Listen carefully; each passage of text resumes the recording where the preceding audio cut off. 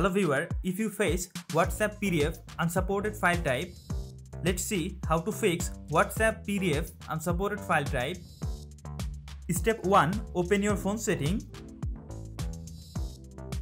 Scroll down and find out Apps. Go to Apps. Now search Google Play Service.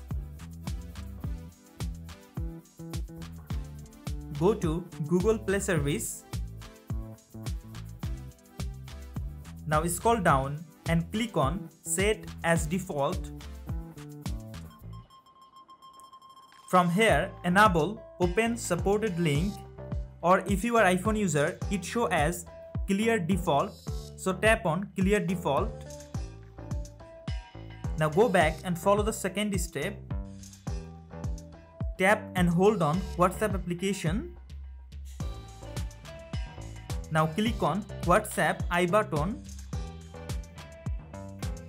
For Android user, uninstall your WhatsApp application, and if you are iPhone user, please archive your WhatsApp and then restore your WhatsApp application.